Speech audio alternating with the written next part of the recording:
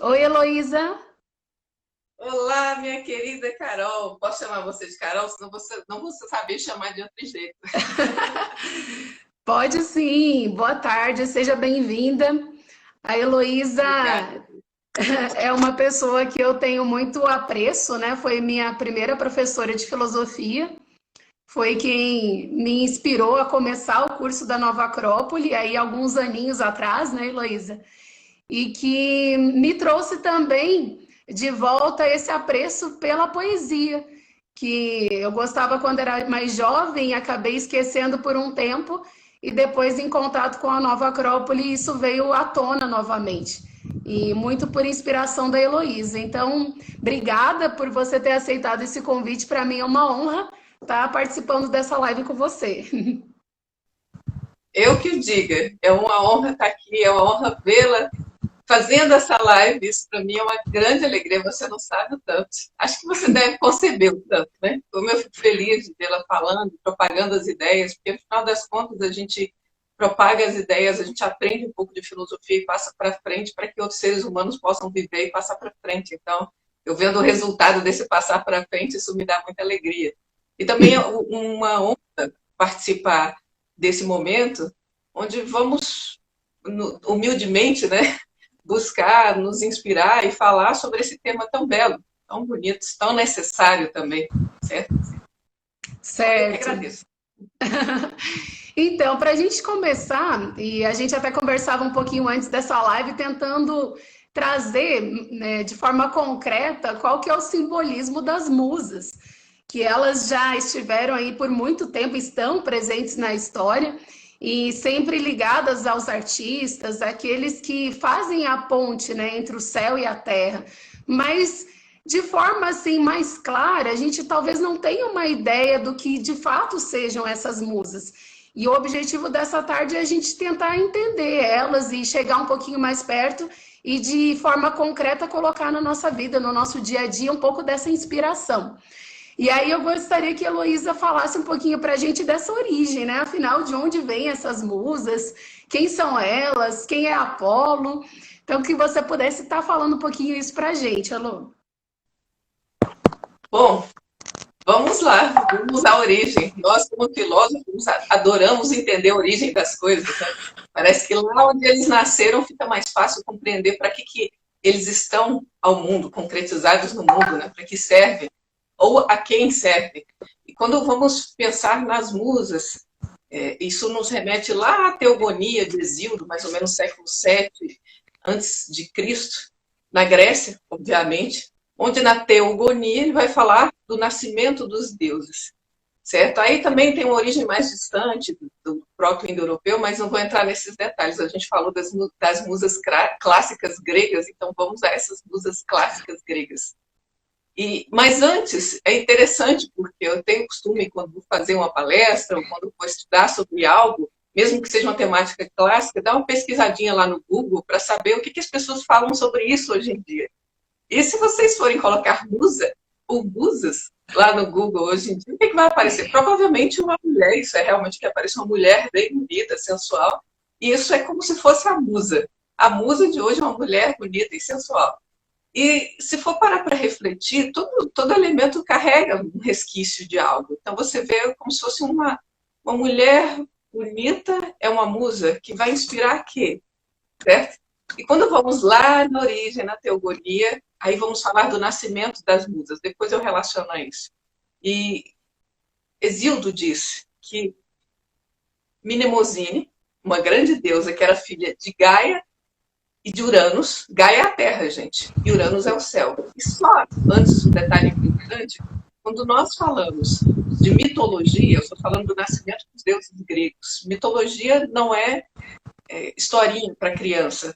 Eu gosto da ideia de Joseph Campbell, eu também gosto muito de Jung, quando vai trabalhando o aspecto do símbolo aplicado à nossa vida, à nossa psique.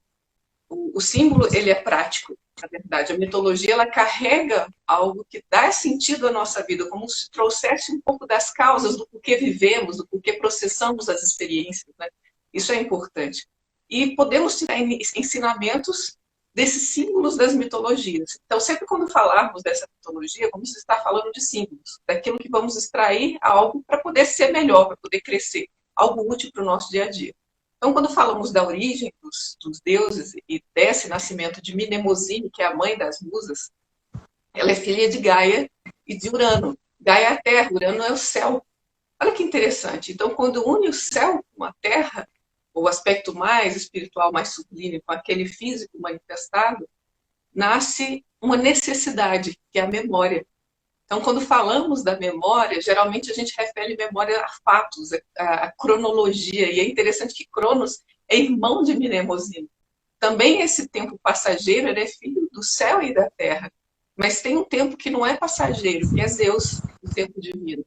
Certo? Então, quando nasce Mnemosine, ela nasce como essa necessidade de uma lembrança profunda, que falamos da filosofia maneira clássica, da memória como fidelidade a nós mesmos.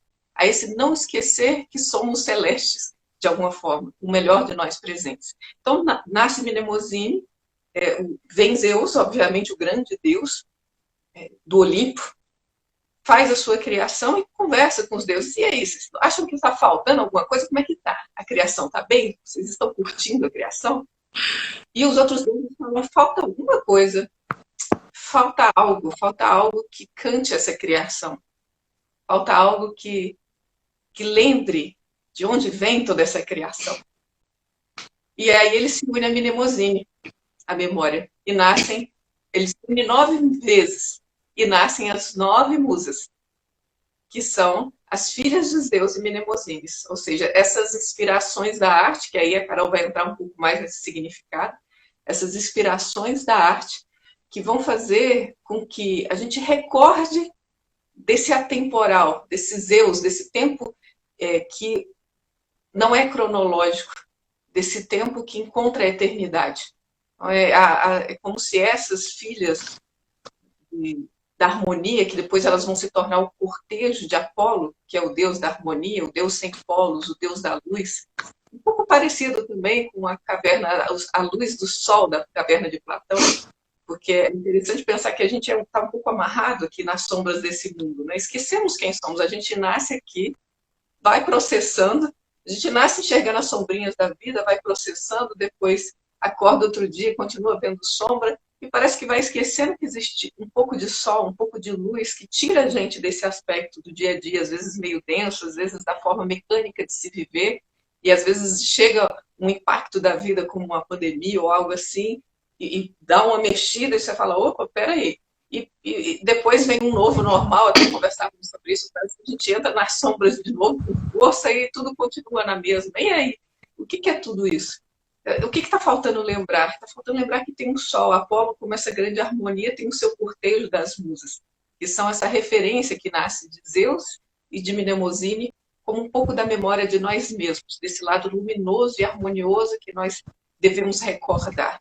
E a harmonia, de uma forma mais concreta, sabe, aqui essas musas, que são essas filhas, elas servem à ordem. Porque quando você harmoniza um ambiente, ele se torna ordenado. Essa beleza que nasce da harmonia, ela é filha da ordem. Cada coisa no seu lugar. E você não concebe essa ordem se você não compreender as leis de cada coisa. Certo? Parecem ideias soltas, mas no decorrer do nosso bate-papo, que eu falava com a Carol algo interessante. Eu falava, Carol, isso aqui vai ser um diálogo. A gente vai tentar, nós duas daqui, e quem estiver ouvindo, espero que ao final tenham as perguntas, as colocações de vocês, e quem estiver ouvindo vai sair também com uma ideia que não é nem minha, nem sua, e que é uma síntese de algo que, se tudo der certo, as musas nos inspirem a compreender, certo? Então, eu falei muitas ideias agora de Gaia, de Uranus, de Mnemosine, de Zeus, de Apolo e das musas, dessa necessidade de recordação do que há de atemporal, e vamos costurando isso no decorrer do nosso bate-papo. Mas as musas são 9. Essas 9 musas, quem são? Aí eu passo a bola. Isso mesmo. Um comentário sobre tudo isso. Não, eu achei muito importante que, enquanto filósofos, a gente precisa saber o nome de cada coisa. Porque como que a gente vive uma ideia que a gente não sabe o que é, né? Como a gente vive a ideia da ordem, se a gente não sabe que é colocar cada coisa no seu lugar, né? E saber o lugar de cada coisa. Como que a gente vive a ideia da harmonia se a gente não consegue ver essa harmonia no nosso cotidiano, né? Se a gente vive, às vezes, no meio do caos, no meio da mecanicidade. Então, a gente precisa saber o nome e conceber essas ideias para que a gente possa vivê-las de fato. E por isso que filosofia tem que ser prática, não pode ser algo só teórico, né? Só ficar falando das ideias. A gente precisa, de fato, viver essas ideias, né?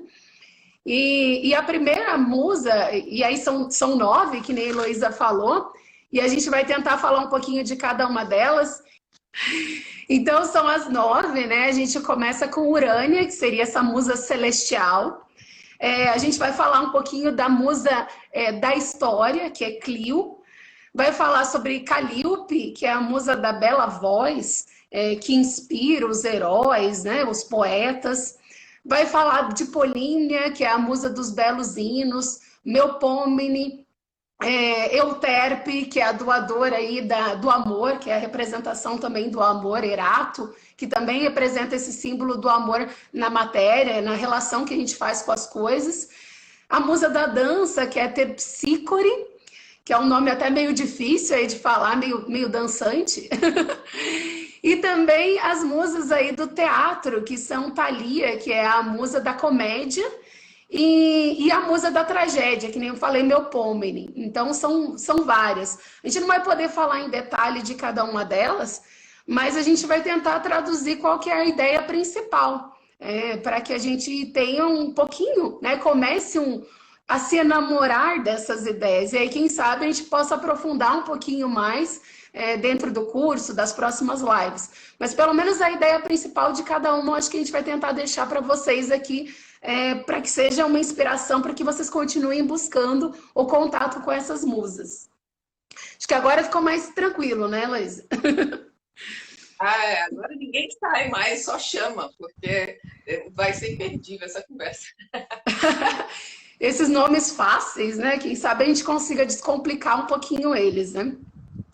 Então, Urânia seria essa deusa, essa primeira musa, aliás, que representa o céu, né? Que representa essa lei da natureza. Então, a gente precisa, enquanto filósofo, compreender que tudo na natureza tem as suas leis. Tudo na natureza tem os seus ciclos. Tem uma busca por unidade. Todas as coisas caminham para um determinado lugar. Embora a gente, às vezes, na vida ande sem um sentido muito claro, se a gente conseguisse observar a natureza, a gente veria que, por exemplo, os astros, eles giram em torno do Sol, eles têm um elemento centralizador. E dentro de nós existe, por exemplo, o nosso coração, que é aquele que também vai fazer com que todos se unam ao nosso redor, quando se unem ao nosso coração, que é esse grande astro, esse Sol interno que habita dentro de nós. Então, a Urânia é essa representação dessas leis do universo e desses ciclos. E quando a gente compreende Urânia, a gente compreende que tudo no mundo parte de uns arquétipos, parte de uns modelos. Então, por exemplo, a ideia do amor é um modelo a ser seguido. Hoje a gente fala de amor como algo, a gente ama muitas coisas, né? Mas o que é o amor enquanto ideia que vai fazer com que tudo busque um sentido de unidade na natureza? Que tudo dentro de nós busque a harmonia. Então, o que é essa ideia do amor? O que é a ideia da bondade? Que também tem a ver, né? Quando eu ajo com bondade, eu me aproximo mais do coração da outra pessoa. Quando eu não tenho bondade, eu me distancio. Quando eu tenho bondade, eu compreendo uma ideia. Ou senão, quando eu não tenho, eu fragmento essa ideia. Então, Urânia representa muito essas leis da natureza. E enquanto inspiração, quando a gente busca compreender essas leis e viver um pouco mais de acordo com essas leis, a gente está vivendo um pouquinho dessa musa, que é essa musa que vai, eu acho que guiar a nossa vida, porque a gente precisa dessa estrela, né? Precisa desse norte, precisa desse direcionamento. Heloísa, me complemente, me ajude. Não, eu estou adorando as suas palavras, por isso que eu acho que é sempre bom esse aspecto, essa forma que estamos fazendo como diálogo, porque vai trazendo reflexões, né? O filósofo reflete, vai trazendo esses elementos. E Urânia como essa musa, lembrando que as musas, elas são deusas, mas não deusas como os outros deuses, elas são deusas como pontífices, né? Como inspiração. E Urânia, ela é astronomia e astrologia que colocavam os gregos. Isso eu acho interessante. Por que astronomia e astrologia? Astrologia, não como vulgarmente muitas vezes falamos, não falo nem quem trabalha ou quem se dedica a estudar isso, mas geralmente julgamos a astrologia de uma forma bastante superficial, mas seria você ver o sentido mais profundo que tem nos astros. É como se você compreendesse, por isso que ela está falando das leis, né? Você entender como é que funcionam as leis dentro de si, como é que sua psique responde a determinados elementos, é você entender como funciona a lei. Aí o pessoal fala, a astrologia tem a ver com o temperamento, isso aqui. Tem a ver com a forma que eu me manifesto, sim. E como eu vou aprender a lidar com isso, e não como eu vou me justificar a partir disso. Então, essas leis, nesse sentido, elas são importantes a gente compreender no nosso nível, e também no nível maior, no nível do cosmos, que é essa matemática profunda, em movimento, porque quando você vai falar da astronomia, você está falando de... Imagina, a gente olha para o céu, não dá para ir lá nos planetas para medir com a fita métrica a distância, né? Qual a distância ali de Centauros para o Sol? Eu sei lá, eu não sei medir lá, mas através das equações da matemática, que é bastante abstrata, a gente começa a perceber, a entender isso. Olha que interessante. A gente começa a entender esse aspecto e nessa visão você começa a perceber a ordem que todo o universo tem, está tudo tão ordenado. Você imagina que se a Terra fosse um pouquinho mais para lá, a gente não existia. Não ia conseguir o nosso planeta, não teria toda essa harmonia que ele tem. Eu de cachecol e você com ventinho aí, Carol, com a união da vida, né? Tá? Então, mais esse elemento de perceber essa ordem, essa astronomia, essa tecnologia, nessa visão de Urânia, como pode ser aplicada à nossa vida de uma maneira mais matemática, também nesse sentido, né? Astronomia, essa ciência, astronomia, matemática e astrologia. É isso. Já, por favor, continue com as nossas musas, Carol. Então, partindo dessas leis e dessas ideias celestes, a gente vai trazendo um pouquinho mais para a nossa existência, porque assim, dentro da escola de filosofia a gente estuda muito, faz o estudo comparado de culturas, né, de civilizações, e aí a gente entra na segunda musa, que seria Clio, que é a musa da história. Então, para a gente, enquanto ser humano, é muito importante compreender a história. Só que compreender a história, ela não tem só relação com você pegar um monte de fatos e colocar numa ordem cronológica e dizer, essa é a história. Na verdade, a história ela é feita de marcos. São aqueles que conseguiram marcar o tempo, que conseguiram sacralizar o tempo, que fizeram com que aqueles pequenos pontos dentro de uma linha ficassem eternizados, né? Por que eternizaram esse tempo? Então, Clio faz com que a gente consiga compreender essa história como a relação que se tinha com esses seres livres, esses seres que queriam deixar suas pegadas, deixar sua marca. Essas civilizações que, por compreender as leis, conseguiam se elevar aos cumes civilizatórios. E aí deixavam um rastro na história. A gente olha e diz assim, nossa, o Egito chegou ao seu ápice, né? Roma chegou ao seu ápice, a Grécia chegou ao seu ápice. Por quê? Porque estava relacionado justamente com essa musa, com aqueles que conseguiram sacralizar o tempo, com aqueles que conseguiram eternizar o momento da vida. E não só passar pela vida, não só passar pelos anos cronológicos. E de alguma forma a gente, né, enquanto ser humano também, quando consegue viver uma ideia, a gente também eterniza esse tempo. A gente também marca a história. Tanto que quando a gente for buscar na nossa memória, já que a gente falou de memória, os fatos que realmente ficaram dentro de nós foram aqueles momentos que a gente conseguiu eternizar. Aqueles momentos que a gente conseguiu estar tão pleno, né, tão íntegro, que a gente fez uma relação de tornar aquele momento único.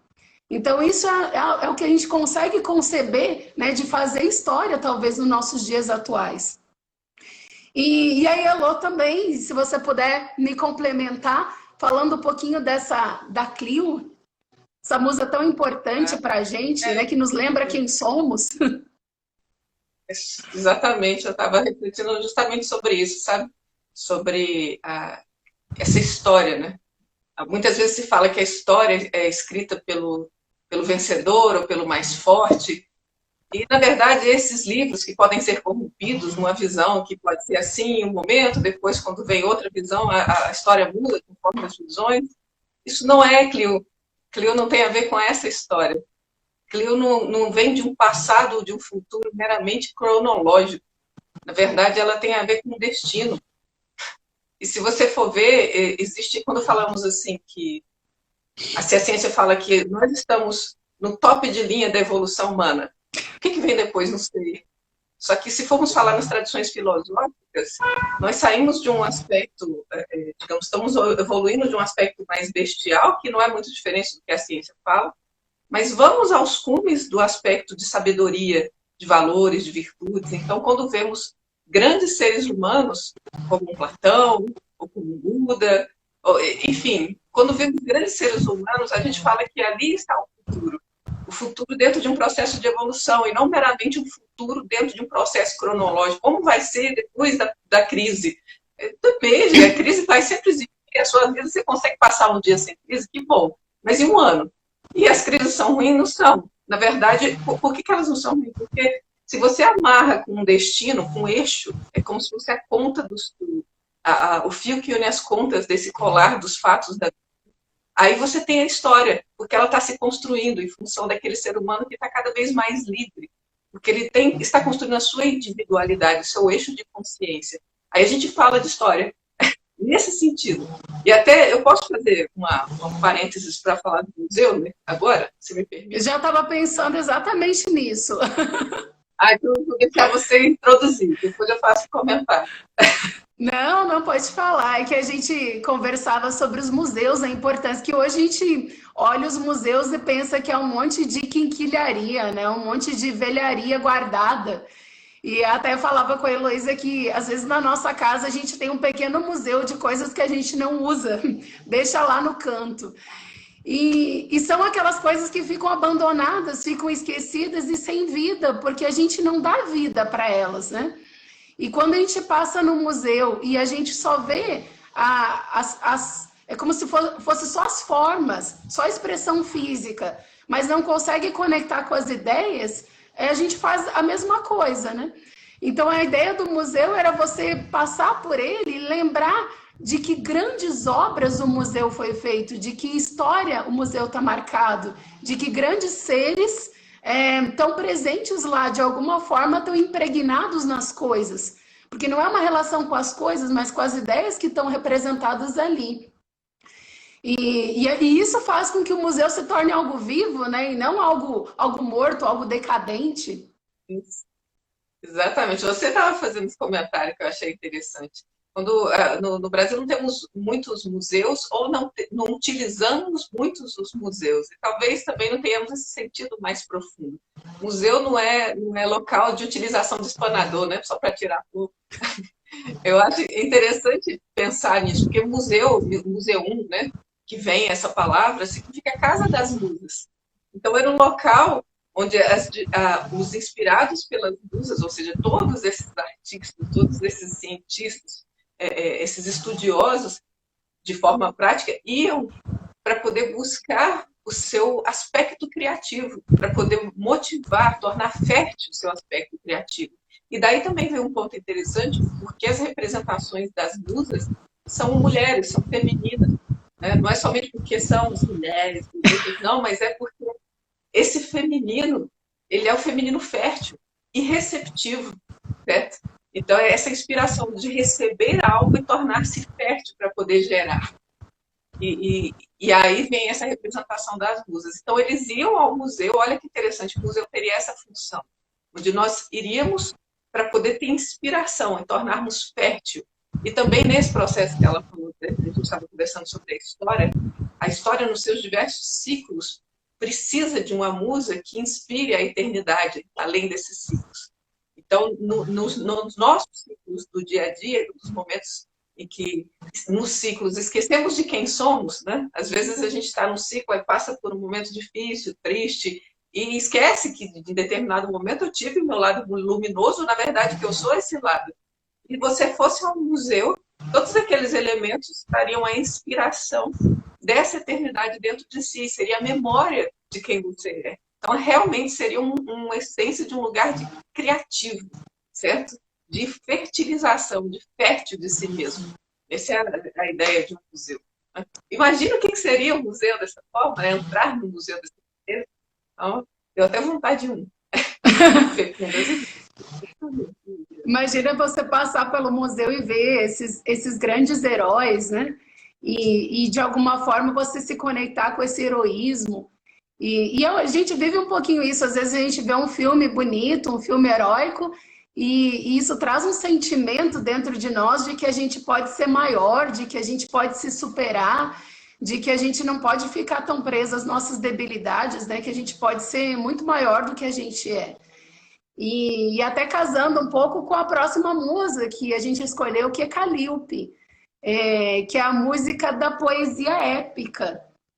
Então, essa poesia épica, ela até traz uma tabuleta e ela traz um clarim, como se fosse essa música que vai inspirar. Esse clarim é aquele que dá início às batalhas, é aquele que diz assim para o herói, está na hora de ir para a batalha. E dentro de todos nós é como se a gente tivesse um clarim tocado pela nossa alma, que de vez em quando ela diz assim, não, agora chega, né? Agora está na hora de lutar, agora está na hora de essas debilidades pararem de te vencer todo dia e de você conseguir superar essas pequenas batalhas que é o que nos cabe. A gente não está falando de viver grandes guerras, mas a gente está falando de uma guerra interior que todo ser humano tem que viver dentro dele. E que a gente acaba sendo um pequeno herói quando a gente vive isso. Quando a gente vence um pouquinho os nossos defeitos, quando a gente se coloca conscientemente em prova, e a gente faz muito isso dentro do curso, dizer assim, não, mas investiga, né? O que você tem que vencer agora? O que está te travando? O que está te impedindo de dar o próximo passo? E isso vai ser uma inspiração para que você se supere. Então, isso vira uma aventura. Que todo herói, ele não ia para a batalha porque, nossa, eu tenho que batalhar, né? Que difícil, que vida dura. Não, ele ia porque era uma aventura. E porque ele estava se superando e ao se superar, isso o levava a querer crescer cada vez mais. E a Calíope, como uma poesia épica, ela nos lembra dessas grandes batalhas que o homem vai viver dentro de si. Quando ele impunha o heroísmo, quando ele vive um ato de coragem, que é o agir pelo coração, né? Quando ele vive um ato de gentileza, que mesmo às vezes no cotidiano tão difícil, ele consegue lembrar, não, eu sou um ser humano e eu tenho que viver essa ideia. Então acaba que ele vai ser inspirado um pouco por essa musa Calíope. E é isso mesmo, Heloísa? Dá para viver isso? Ai, que bonito. Eu vou ficar só ouvindo, Carol. Bom, sim, eu estava lembrando de Apolo, né? Lembrando que as musas são o cortejo de Apolo, o deus da harmonia e da luz. E às vezes a gente pode olhar para a harmonia de uma forma um pouco pacifista, no mau sentido do termo, um pouco zen, no sentido deturpado da palavra. Mas a harmonia, gente, só é possível com guerra. Tanto é que tem um amigo que fala, como é que você... Tudo na Santa Guerra. Eu falei, então está bem. Então está bem. Porque a guerra é santa mesmo, a guerra vai gerar harmonia. Só que como é difícil muitas vezes a gente ter o ânimo. Mas para que serve Calíope se eu não estou passando por uma guerra? Todos nós passamos todos os dias. Não é só uma guerra das crises externas, não. É dentro de nós, essa é a grande guerra. E como o Carol falou, a gente precisa dessa inspiração.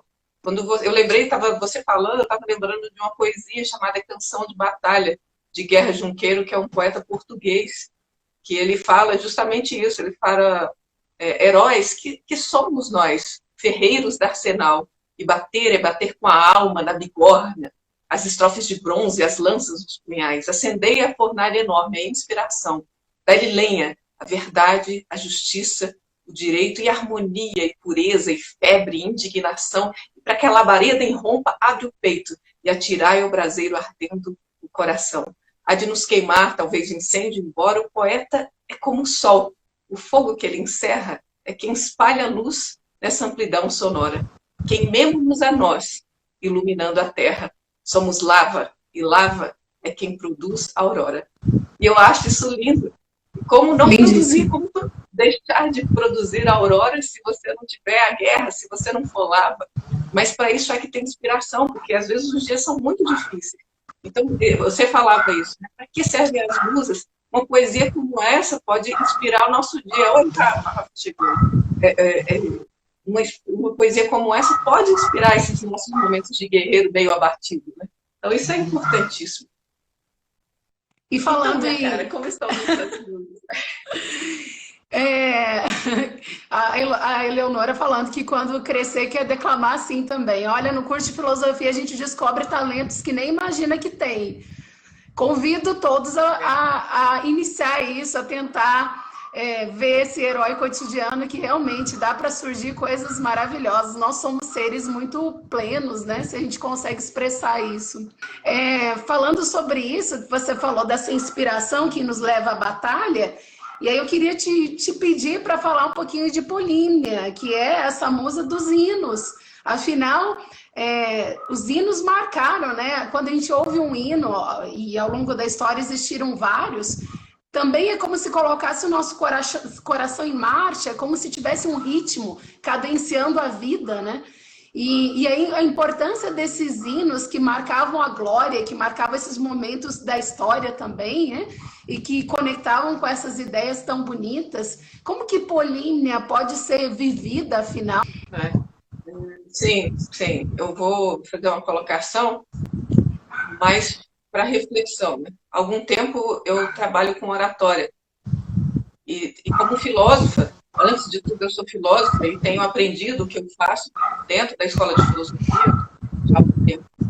E tenho muito respeito por Polímnia. Polímnia é dita como a musa da oratória. Não vista com esse termo, mas como a musa dos hinos sagrados e da eloquência. E quando eu penso nos gregos, apesar de ter os hinos órficos, você não tem necessariamente um livro sagrado, como tem a Bíblia ou o Corão. São os hinos órficos, mas mais do que isso. Porque quando os gregos falam de deuses, e isso é muito próprio deles, eles falam de ideias. Quando entendermos que os deuses são ideias, ou que as ideias são deuses, talvez a gente pare realmente para respeitá-las, né? E saber que elas só podem estar presentes no mundo quando as vivemos. E quando se trata disso, você falar de forma ritual, isso é oratória. Isso é oratória, isso é Polímnia. É o falar de forma. Você insere um rito no momento da fala.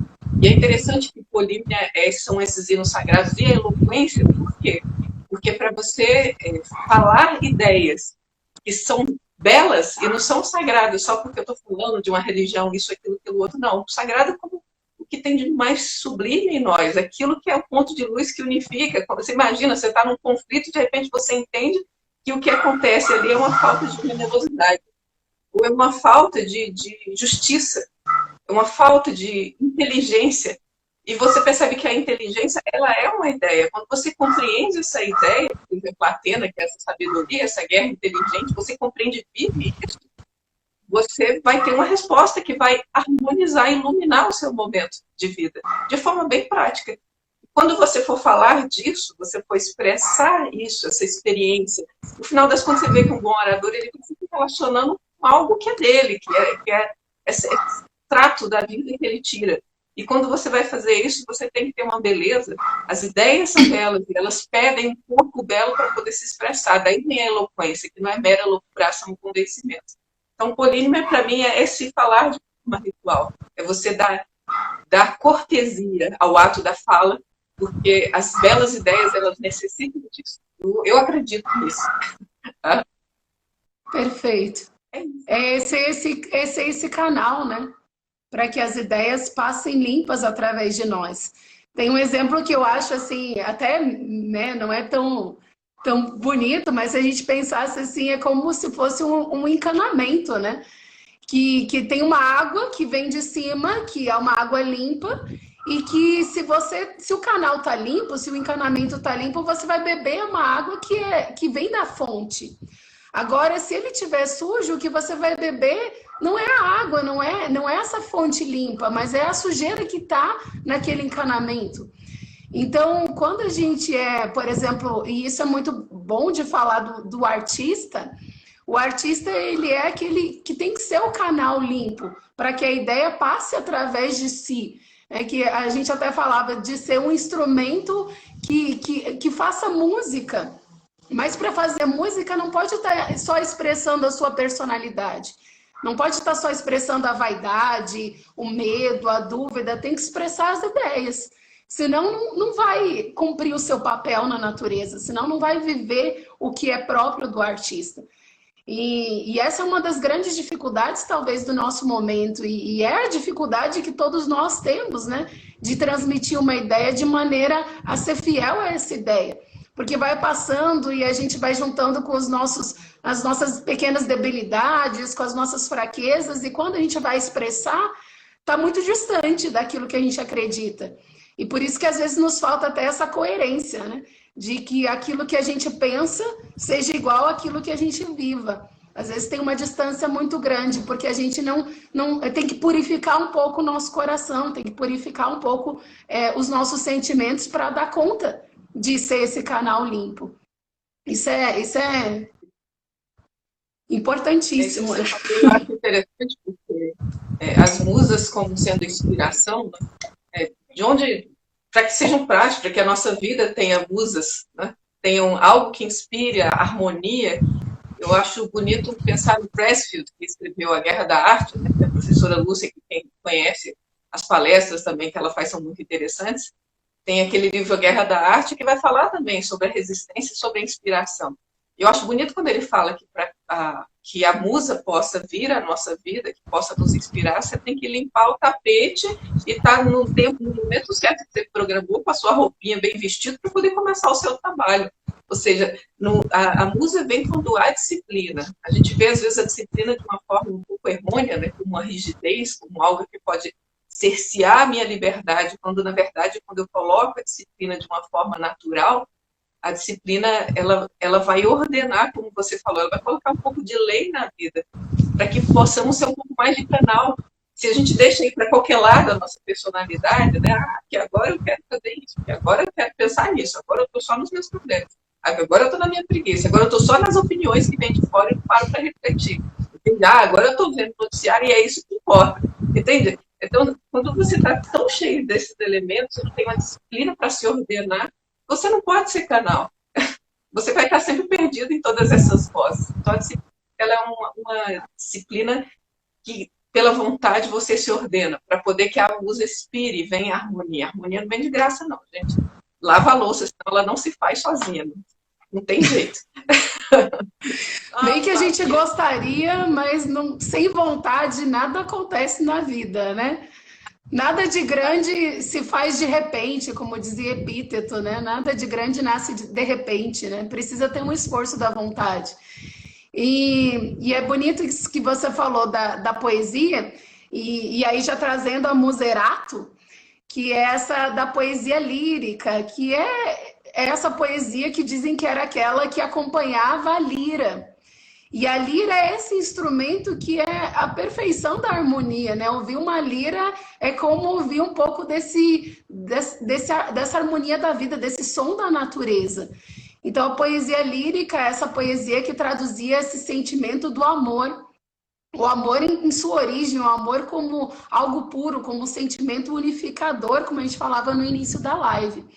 E aí ela traz, a Muserato, ela traz numa mão a flauta, aliás, a flecha, e na outra a lira. E ela tem junto de si Eros, que é aquele Eros menor, que é o Eros que tem justamente o arco e a flecha. E aí, refletindo um pouco sobre isso, me fez pensar que para que esse amor, ele vai unir as pequenas coisas. Então, quando você consegue ver beleza em tudo, né? Beleza no vaso de flor da sua casa, beleza na forma com que você caminha, às vezes de maneira mais harmoniosa. Sempre me lembra daquela poesia da Lúcia que fala, né? Tocando leve o papel de seda. Então, quando a gente consegue tocar a vida com passos leves, né? Não deixa marcas doídas, mas toca com suavidade, né? Toca com amor, toca com leveza, e a vida vai se tornando algo mais fluido, algo mais harmônico mesmo. Então, Erato vai lembrar esse amor que está por trás de tudo. Quando a gente olha Erato nos dias atuais, vai lembrar muito ao erotismo como algo mais vulgar, às vezes algo mais sensual, mas por trás dessa beleza física tem uma beleza que é a beleza das ideias, que é a beleza do sentimento. E se a gente rompe a casca, né, dos seres humanos que estão à nossa volta, se a gente rompe a casca das coisas e consegue se conectar com a essência das coisas, a gente vai ver que tudo tem um pouquinho de Deus, tudo tem um pouquinho dessa ideia da unidade, tudo tem uma centelha divina, e isso vai fazer com que a gente se conecte e se una a tudo que existe na natureza. Então, essa musa, ela traz muito essa ideia do amor, que faz com que a gente una mesmo as coisas mais simples, mais cotidianas, que tudo pode ter a ideia do amor, desde que a gente esteja conectado a ela. Eu posso falar de duas coisinhas que você me lembrou, Carol. Primeiro, de forma bem prática, né? Para você que está em cima, de forma bem prática. E nunca esteve apaixonado, né? Sabe quando você está apaixonado, você está assim, né? Que tudo é lindo, sabe? Só que é trazer essa sensação do tudo é lindo sem você precisar estar focado toda a sua energia sentimental, né, ou emocional numa coisa só. É como se você estivesse amando a vida, entende? E aí você ia ter essa sensação leve de que tudo é lindo. E eu lembrei de uma frase de Victor Hugo, que é um autor que eu gosto muito, porque, para mim, assim, Victor Hugo, ele consegue inserir beleza de Erato entre as palavras. E no livro Os Miseráveis, ele tem um capítulo que chama Um Coração Sob a Pedra. Muito lindo, só o nome do capítulo, né? Um Coração Sob a Pedra. E é uma carta de amor que foi deixada para alguém pegar num jardim meio abandonado. E um trecho ele fala assim, Deus está em tudo, mas tudo oculta Deus. Os seres são opacos. Né? Alguma coisa, os seres são opacos. Amar um ser é torná-lo transparente. É a síntese de tudo que você falou aí. Eu achei fantástico. Então, amar um ser, todas as coisas são opacas, mas Deus está em tudo. E quando você ama um ser, você o torna transparente. Olha que lindo isso. E é essa sensação de você estar apaixonado, essa leveza de estar apaixonado, mas não se perder.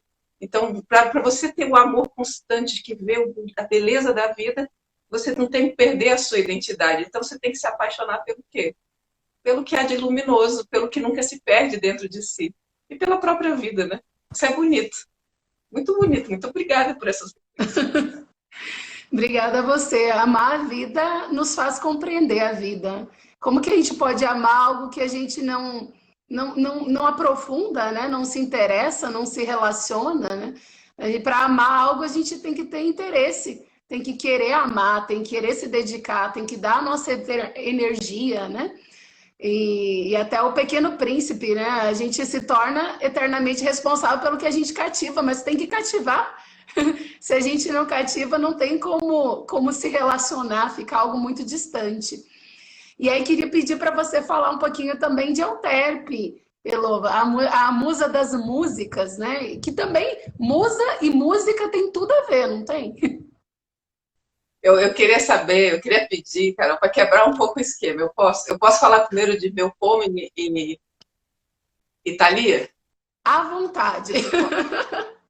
Sem esquemas, então. Porque eu acho que a música engloba tudo e termina bem, assim, de certa forma.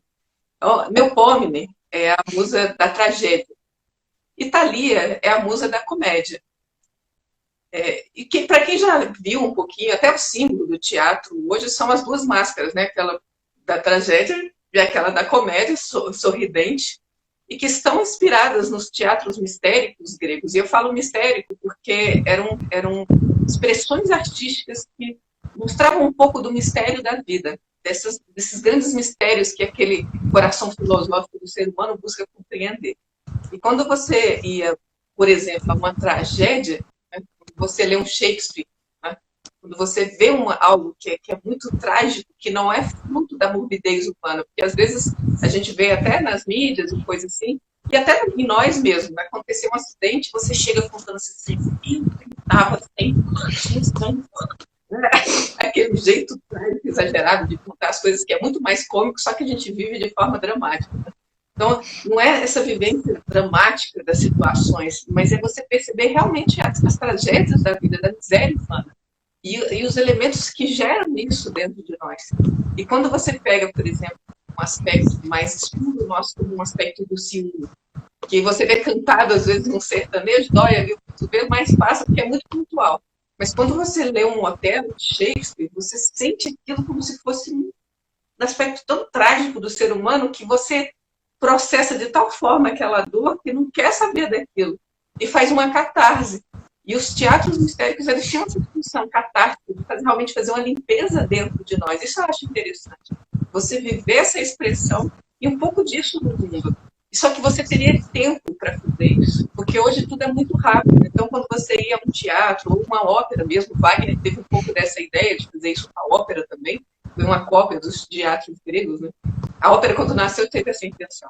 Então, quando você vai pegar esse aspecto, e você vai sentar num teatro e vai assistir todo aquele processo do tempo acontecendo, quando você sai de lá e respira e processa, é como se você estivesse absorvendo aquela experiência. Hoje a gente termina de assistir um filme e já no streaming já bota outro, dá tempo de dialogar sobre aquilo, de processar. Então, que vocês também possam ter essa oportunidade de convida um amigo para assistir um filme, ou assista um filme e depois combine, nem que seja virtualmente, de conversar sobre isso, de processar a experiência. Então, a tragédia traz isso. E olhar um pouco para a vida com o tempo que a tragédia necessita. Então, a gente, quando vê alguma tragédia, alguma crise humana, você olhar para isso, tirando todos esses véus de outras opiniões ou manipulações, e ver o ser humano em si, e sentir a dor daquilo. Até tem na Voz do Silêncio, né, que eu acho bonito, deixar que cada lágrima humana caia uma a uma em teu coração e nele permaneça, até que haja desvanecido a dor que as causara. Então você tem que encontrar a dor dentro de si, saber sentir, processar para ser real e depois se transformar. Certo? E junto a isso, a tragédia, vem a comédia, que é o outro aspecto. Isso é o aspecto do ídolo do próprio humano real, mas existe um aspecto cômico, que às vezes a gente pega os negocinhos desse tamanho, sabe? E bota num copo d'água assim, faz... Aí você bota uma grande tempestade, um furacão de raios, tudo lá, e você faz um drama, um dramalhão. Tragédia não é drama, tragédia. E a gente vive uma verdadeira novela mexicana, muitas vezes. E eu vou falar depois, eu sei que você tem refrescos a fazer, principalmente sobre a comédia. E quando vem a comédia é justamente isso. O que é o riso? Não o riso em face de algo vulgar, porque hoje parece que o nosso riso ele é meio escarnecido. Né? O riso ele é meio grotesco, como se fosse o rir das coisas. Eu vou falar o rir de bullying, eu não gosto muito dessa palavra, não, mas é como se fosse isso, você rir de uma forma jocosa do outro, e não de uma forma natural, como uma criança que... Você vê uma criancinha que nasce, ela dá aqueles sorrisos, aquilo parece que limpa a gente por dentro, a inocência daquela alegria. E deveríamos saber trazer a inocência dessa alegria. E quando eles faziam isso, por exemplo, numa comédia grega, era você aprender a se olhar de fora. Pode pegar as situações daquelas comédias mais naturais, que bota a situação do dia a dia e coloca de um dramalhão, que é o que a gente passa muitas vezes, só que você se vê de fora. Aí você começa a ver, nossa senhora, eu estou fazendo tanto drama por causa disso.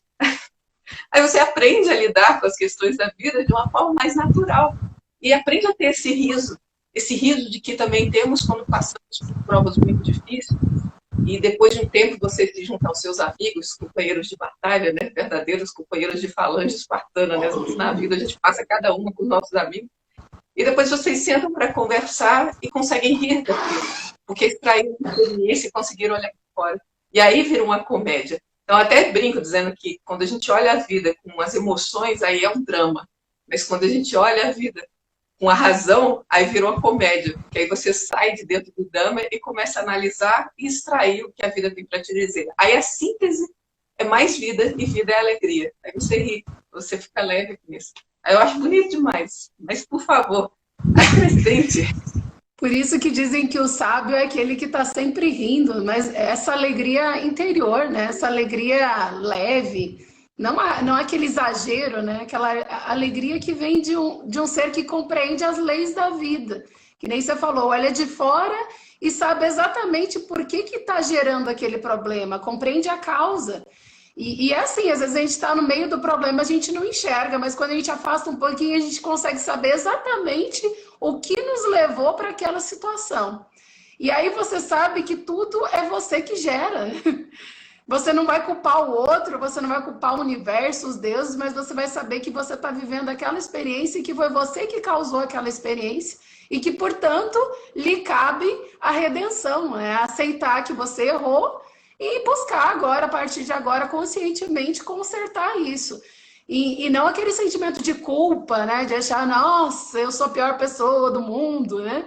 Que às vezes a gente faz um dramalhão mesmo e acha que os deuses estão nos castigando, sendo que é a gente que, né? A gente que está fazendo, é ação e reação, né? Todo resultado vai ter uma causa e a gente precisa estar sabendo de onde está gerando o problema. Bem, muito, muito boa essa reflexão. E Elô, a gente está chegando ao fim, eu estou aqui dá uma palhinha só da última musa, que é Terpsícore, né? Então, a musa da dança. Eu ainda não falei da música. Ah, você não falou da musa, da música. Fala de Terpsícore. Você até falou que você quer concluir com ela, que ela dá essa síntese, né? Só para você saber que dá falta duas. Ai. Vamos lá, sem dramas, né? Então, a dança, só assim, uma síntese dela, o que seria essa musa da dança? É de ver essa lei, né? Essa lei do universo expressa. Então, quando a gente olha para uma bailarina, olha como é bonito, né? Como é suave, como é harmônico, como cada gesto tá pensado, né? Tá imaginado. Cada gesto parece que antes passou pela mente, mas agora é só a expressão. Né? Foi criado na mente, mas agora é a expressão da vida, né? Então a bailarina, ela traz esse sentimento, a gente olha e ela tem essa plenitude da harmonia. E hoje até estava olhando uma árvore aqui perto de casa com o vento batendo nela e as folhas dançavam todas em harmonia, né? E como faziam um som com isso, que é a própria música da natureza. Então a gente começar a olhar, a gente vai para o mar, todo mundo que foi para o mar sabe o quanto que é bonito observar as ondas, porque tem esse movimento de ritmo e contra-ritmo. Ela chega até a beira da praia e se quebra e volta. Então a vida, quando ela cumpre o seu rito natural, quando a gente vive de forma mais harmonizada com a natureza, a gente conseguiria viver esses ciclos todos como uma dança. Né? Sabendo que tudo tem o fluxo e o contrafluxo, tudo tem o seu alto e tem o seu baixo, e a gente pode aproveitar os momentos que a maré está cheia para se impulsionar, para fazer as coisas, e os momentos que a maré está baixa para lembrar que já esteve cheia e que a gente pode voltar a estar bem novamente. Então a dança seria essa memória que não deixa esquecer o que a gente veio fazer aqui. E que a gente, em relação com as coisas da natureza, vai conseguir viver isso, uma vida muito mais fluida, muito mais plena. E que tem tudo a ver com a música também, né? Isso, exatamente. Essa dança que é flexível, a música que a vida traz. Né? Porque a vida traz a música, a gente fica querendo forçar a música da vida, né? Se você consegue fluir conformidade a ela, vivendo as experiências que são próprias para se viver, você dança conformidade à vida. E aí vem a música, que as artes mosaicas, na verdade a música na sua origem eram artes mosaicas, não era a arte do som. E quando falamos você falou de terpsícore, quando falamos de euterpe, que era justamente aquela que tinha as flautas, né? Os diaulos, de onde passava o vento caótico e se harmonizava e tornava uma melodia compreensível, né? Que alcançava o nosso coração e nos fazia recordar de quem somos. Essa combinação dos sons, ela é muito misteriosa.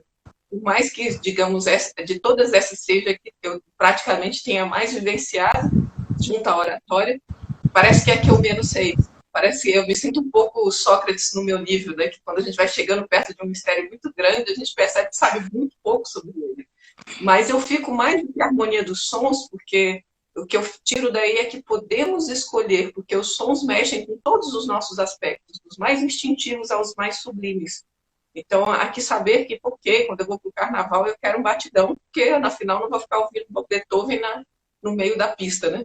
Mas quando eu quero conversar com a minha alma, quando eu quero ter um pouco mais de centro para enxergar com mais clareza a vida, que eu possa buscar os sons que harmonizam de forma mais sublime, isso musicalmente falando.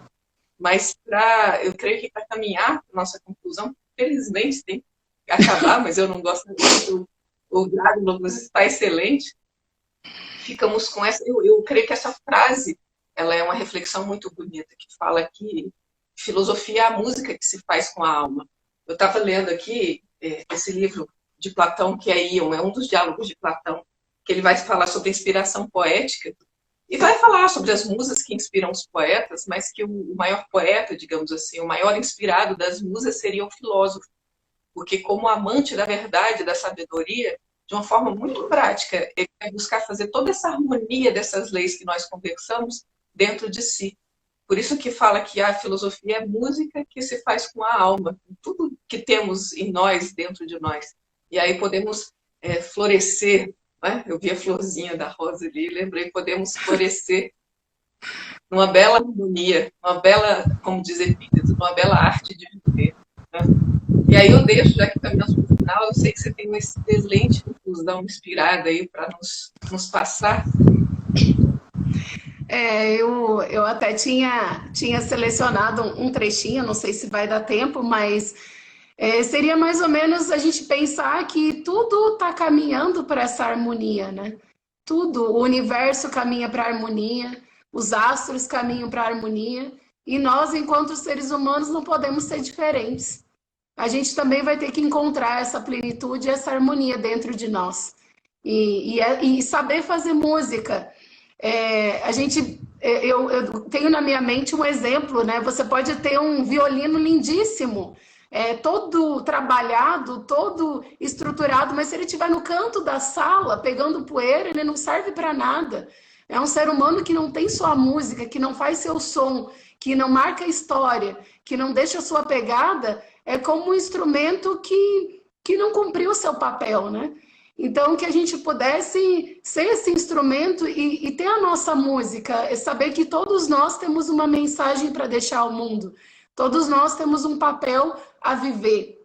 E se a gente encontra esse papel, e se a gente dedica todo o nosso coração a ele, e vive isso, a gente pode viver no nosso trabalho, nas nossas relações pessoais, na nossa casa, em tudo que a gente fizer. E isso é fazer música, né? Isso é ter contato com as musas, isso é viver as ideias, é tornar isso que é eternizar o tempo. E eu acho que é isso que fica. E é isso que a filosofia faz com a gente e que a gente quer deixar para o mundo. Né? E por isso que a gente está em Nova Acrópole, e por isso que a gente está fazendo essa live, e esperar por vocês para o curso de filosofia. Está acabando o meu tempo aqui. Convidar a todos, que a gente está com turma aberta aqui em Sinop, e acompanhar a programação do Dia da Arte. Heloísa? Isso. E fazer esse convite muito especial, que vamos ter uma semana, a partir de segunda-feira, do dia 3, uma semana maravilhosa em homenagem à arte. Geralmente fazemos isso em nível nacional,